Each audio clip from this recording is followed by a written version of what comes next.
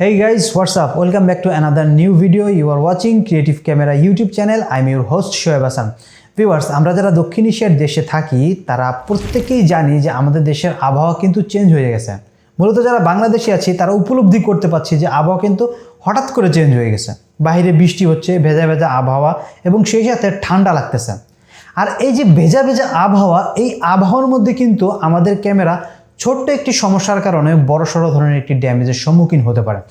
আমি চেষ্টা করব আজকের এই ভিডিওর মাধ্যমে আপনাদের সাথে শেয়ার করার জন্য এই যে আবহাওয়া চেঞ্জ হয়েছে হঠাৎ করে, এই সময়টা আমরা কিভাবে আমাদের ক্যামেরাকে সঠিকভাবে যত্ন করতে পারি এবং এই যত্নের মাধ্যমে আমরা আমাদের ক্যামেরার কাছ থেকে লং টাইম একটি সাপোর্ট পেতে পারি। শুরুতে যেরকম বললাম যে আবহাওয়া কিন্তু হঠাৎ করে চেঞ্জ হয়েছে, যে নিয়ম অনুবর্তিতভাবে যেভাবে আবহাওয়া চেঞ্জ হয় সে কিন্তু সেইভাবে হয় না, হঠাৎ করে চেঞ্জ হয়ে গেছে। হঠাৎ করে কিছু বাইরে গুড়ি গুড়ি বৃষ্টি হচ্ছে এবং ঠান্ডা পড়ে গেছে। আর এই ভেজা আবহাওয়ার কারণে যারা বাইরে বিভিন্ন ধরনের যে প্রোগ্রামগুলো করে থাকেন, কারণ এই যে দেখা গেছে আপনার নভেম্বর, ডিসেম্বর, জানুয়ারি, ফেব্রুয়ারি, এই যে 4টা মাস, এই 4টা মাসে কিন্তু আমাদের দেশে প্রচুর পরিমাণে বিভিন্ন ধরনের অনুষ্ঠান হয়। মূলত যেসব বিয়ের অনুষ্ঠানগুলো সেগুলো কিন্তু এই সময়টাতেই হয়।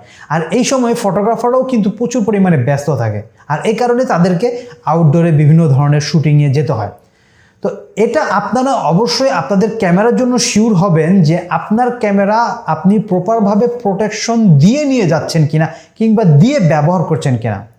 সেটা হোক camera body, lens hood, lens filter, lens cap, তারপর হচ্ছে গিয়ে আপনার ফ্ল্যাশ লাইট, মানে ক্যামেরা আনুষঙ্গিক যে গ্যাজেটগুলো আছে আপনি আপনার কাজের জন্য ব্যবহার করেন, প্রত্যেকটা জিনিস আপনি সঠিকভাবে প্রোটেকশন দিয়ে ব্যবহার করতেছেন কিনা। যেরকম বললাম যে আবহাওয়া এখন হচ্ছে ভেজা ভেজা, আর আপনার ক্যামেরাটা যদি ওয়েদার প্রুফ না হয় তাহলে কিন্তু অল্প সমস্যার কারণে আপনার ক্যামেরাটা বড় রকমের একটি সমস্যার সম্মুখীন হতে পারে। তাই বলবো, যারা আপনারা বাইরে কাজ করতেছেন, আউটডোরে বিভিন্ন ধরনের কাজের জন্য শুটিংয়ের জন্য যাচ্ছেন, আপনারা চেষ্টা করবেন এই ভেজা আবহাওয়ার সময়, অর্থাৎ যে বৃষ্টি হচ্ছে বাইরে, কিন্তু খুব জোরে জোরে বৃষ্টি হচ্ছে না, গুড়ি গুড়ি বৃষ্টি হচ্ছে, আর এই বৃষ্টির সময় আপনারা ওয়াটারপ্রুফ যে ব্যাগগুলো আছে কিংবা ওয়াটারপ্রুফ যে জিনিসগুলো আছে সেগুলো ব্যবহার করবেন আপনার ক্যামেরার জন্য কিংবা ক্যামেরার প্রত্যেকটা গ্যাজেটের জন্য। এতে কি হবে, বাহিরের যে ভেজা আবহাওয়াটা সেটা কিন্তু ক্যামেরাকে ধরতে পারবে না, কিংবা এই যে পানিগুলো পড়তেছে, বৃষ্টিগুলো হচ্ছে, এটাও কিন্তু আপনার ক্যামেরাকে সেরকম কোনো ক্ষতি করবে না। এখন আসুন ইনডোরের ব্যাপারে। ইনডোরে যারা আপনার কাজ করতেছেন তাদের একটা এক্সট্রা বেনিফিট আছে, তারা কিন্তু ক্যামেরাকে বাইরে না নিয়ে ঘরে থেকেও খুব সঠিকভাবে যত্ন করতে পারেন। কারণ বাইরে গেলে সেরকমভাবে একটু যত্ন করা যায় না, এর জন্য এক্সট্রা কেয়ার নিতে হয়। বাট ভেতরে থাকলে আপনাকে কিন্তু সেই এক্সট্রা কেয়ারটা নিতে হয় না।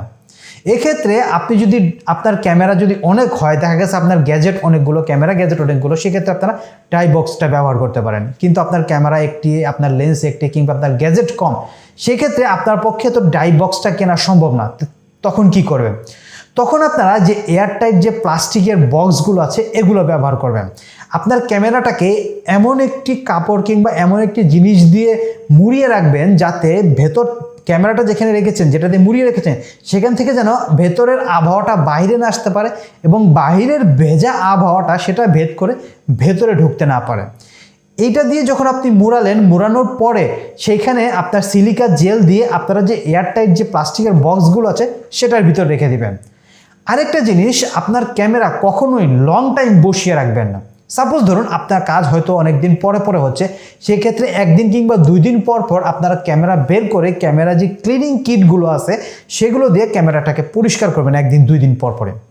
কারণ ক্যামেরার ধুলাবালিতে যতটা না ক্ষতি হয়, এর চেয়ে বড় ক্ষতি করে ক্যামেরার ফাঙ্গাস। অর্থাৎ ফাঙ্গাসের যে পরিমাণ ক্ষতি হয় সেরকম ক্ষতি ধুলাবালি কিন্তু করতে পারে না। আর এই ভেজা আবহাওয়ার মধ্যে ফাঙ্গাসটা কিন্তু সবচাইতে বেশি আক্রমণ করে।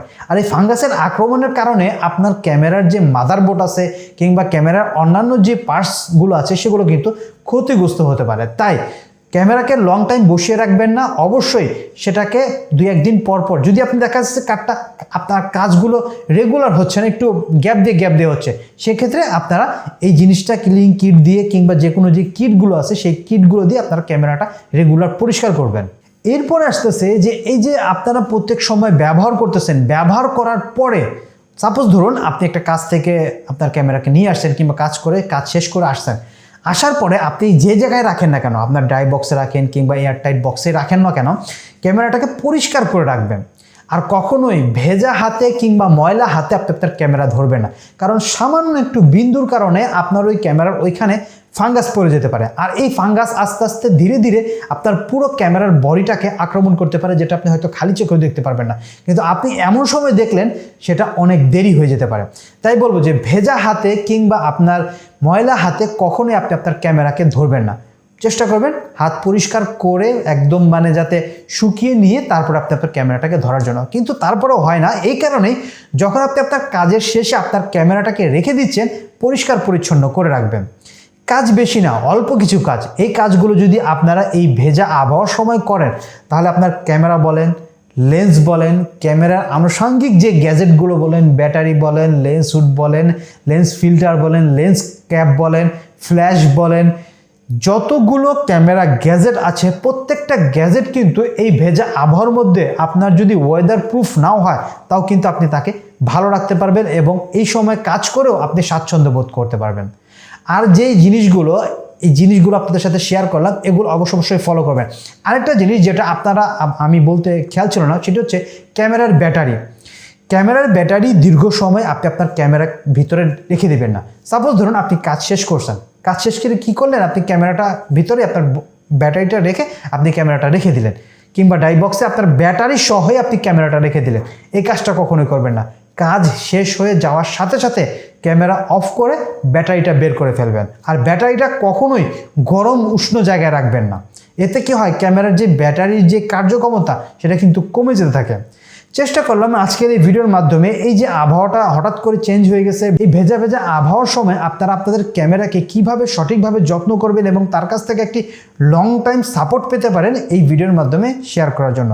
যদি ভিডিওটা ভালো লেগে থাকে তাহলে অনুরোধ হলো ভিডিওতে লাইক দিয়ে শেয়ার করে চ্যানেলটাকে সাবস্ক্রাইব করে ফলো করার জন্য। আজকের এই ভিডিও থেকে আমি সোহেব হাসান এখানেই বিদায় নিচ্ছি। কথা দিচ্ছি খুব শীঘ্রই আরেকটি ভিডিও শেয়ার করবো যেটা আপনাদের ক্যামেরা চালানোর ক্ষেত্রে যথেষ্ট পরিমাণ সহযোগিতা করবে। সে পর্যন্ত অপেক্ষায় থাকুন, ভালো থাকুন এবং অবশ্যই নিয়ম মেনে ক্যামেরা চালাতে থাকুন। Good bye.